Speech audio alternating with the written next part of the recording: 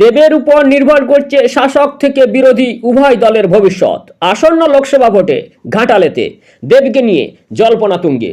দেবের উপর নির্ভর করছে তৃণমূল এবং বিজেপির ভবিষ্যৎ। কিছুদিন আগে পশ্চিমবঙ্গ টিভিতে এক সাক্ষাৎকারে উপস্থিত ছিলেন যাদবপুর বিশ্ববিদ্যালয়ের গবেষক প্রসেনজিৎ কাপাস।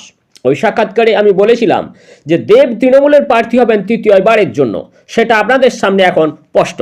আর আজ আবারও বলছি যে দেবের উপর নির্ভর করছে শাসক দল তৃণমূলের ভবিষ্যৎ এবং প্রধান বিরোধী হিসেবে বিজেপির ভবিষ্যৎ।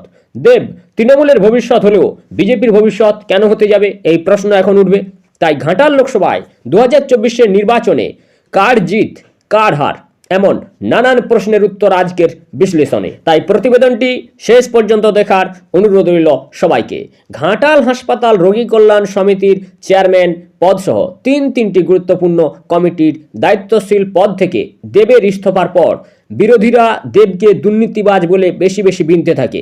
তার সাথে তৃণমূলের প্রাক্তন বিধায়ক শঙ্কর দুলুই, তিনিও চেয়েছিলেন না যেন পরোক্ষভাবে যে দেব টিকিট পাক। তাই তার একটি অডিও ক্লিপের বেফাঁস মন্তব্য দেবকে আরও কোণঠাসা করতেই দেব সংবাদ মাধ্যমে এসে ইঙ্গিতপূর্ণ মন্তব্য করেছিলেন যে ঘাটালে তৃণমূলের মধ্যে আভ্যন্তরীণ বিশৃঙ্খলা রয়েছে। কাজ করতে চাইলেও দলীয় তৃণমূল নেতৃবৃন্দের একাংশ সাংসদ দেবকেই সহযোগিতা করত না। অর্থাৎ ঘাটাল সাংগঠনিক জেলা তৃণমূলের অন্দরমহলে এ যেন পরোক্ষভাবে ক্ষমতা দখলের লড়াই, লোকসভা ভোটের টিকিটে প্রতিযোগিতার লড়াই, যা দেবকে রাজনৈতিক দিক থেকে বিরোধীরা ব্যাকফুটে ফেলে দিতে অপুরন্ত অক্সিজেন পেয়ে যায়। কিন্তু ধোপে টিকল না তৃণমূলের দলীয় একাংশের বিশ্বাসঘাতকতার রাজনীতি। ঘাটালের বিজেপির সম্ভাব্য প্রার্থী হিরণ চট্টোপাধ্যায় এবং ঘাটালের বিজেপি বিধায়ক শীতল কপাট এই নিয়ে প্রচারও সেরে নিয়েছেন। কিন্তু শনিবার 10ই ফেব্রুয়ারি শাসক দলের শীর্ষ নেতৃত্বের সঙ্গে দেবের জোড়া বৈঠক আবারও সুনিশ্চিত করল ঘাটালের তৃণমূল প্রার্থী হিসেবে দেবের ভবিষ্যৎ। প্রথমে ক্যামাক স্ট্রিটে অভিষেকের সাথে প্রায় পৌনে 1 ঘন্টা, এরপর সরাসরি সেখান থেকে বেরিয়ে গিয়ে কালীঘাটে গিয়ে মমতার বাড়িতে 30 মিনিট ধরে চলে কথাবার্তা। তারপর সংবাদ মাধ্যমে এসে দেব স্পষ্ট বার্তা দিলেন রাজ্যবাসীকে এবং কোট আনকোট তিনি বললেন, আমি রাজনীতি ছাড়তে চাইলেও রাজনীতি আমাকে ছাড়বে না। তাই এ যেন ঘাটাল লোকসভার সমস্ত তৃণমূলের নেতাকর্মীরা বুঝে গেল বা তাদেরকে বুঝিয়ে দেওয়া হলো, ঘাটালে তৃণমূলকে জিততে হলে মমতা বন্দ্যোপাধ্যায় বুঝে গেছেন দেব হলো দলের সম্পদ, দেব ছাড়া ঘাটালে তৃণমূলের নিশ্চিত হার।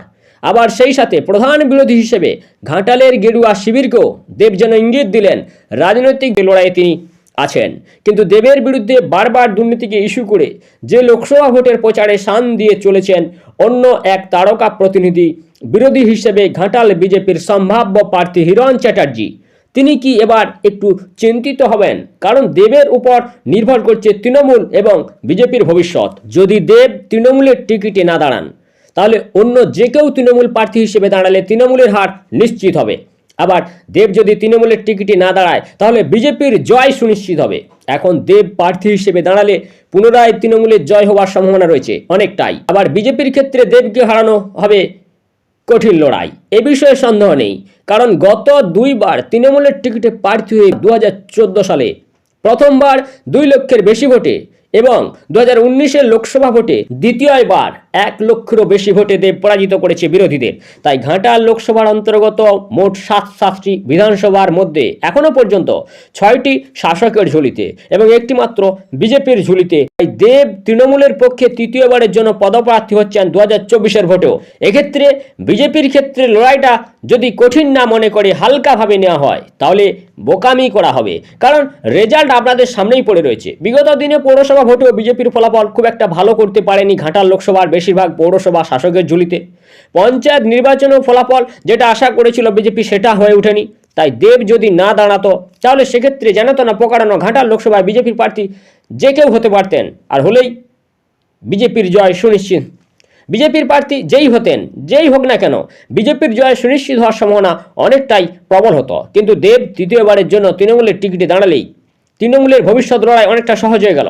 কারণ দেবের যথেষ্ট ফেস ভ্যালু রয়েছে। যদি মনে করা হয় যে দেবের বিরুদ্ধে হিরণ চট্টোপাধ্যায় তিনিও কোনো অংশেই কম নন, হিরণ একজন বড় মাপের বাঙালি সেলিব্রিটি, তাহলে ভারতী ঘোষ তিনিও সেলিব্রিটিদের থেকে কোনো অংশেই কম ছিলেন না। 2019 সালের ভোটে বিজেপির টিকিটে দাঁড়ালেও 1 লাখের বেশি ভোটে দেবের কাছে হেরে গিয়েছিলেন ভারতী ঘোষ।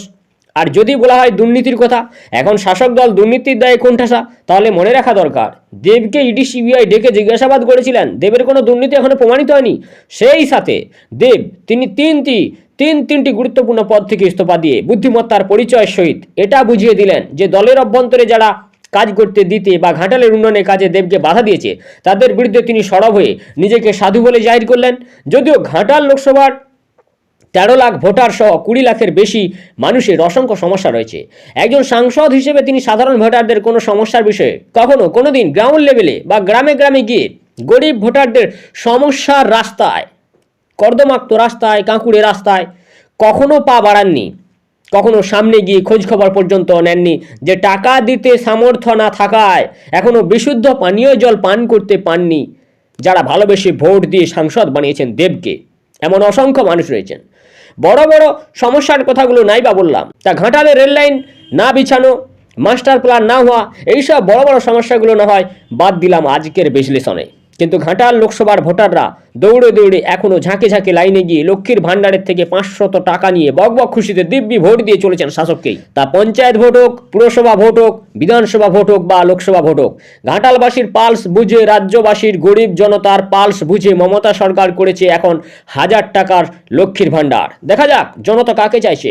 লোকসভা ভোটে এইবার ঘাটাল লোকসভায় বিজেপির জয় নাকি তৃণমূলের জয়, সেটা সময় সুনিশ্চিত করবে। নমস্কার, নজর রাখবেন পশ্চিমবঙ্গ টিভিতে।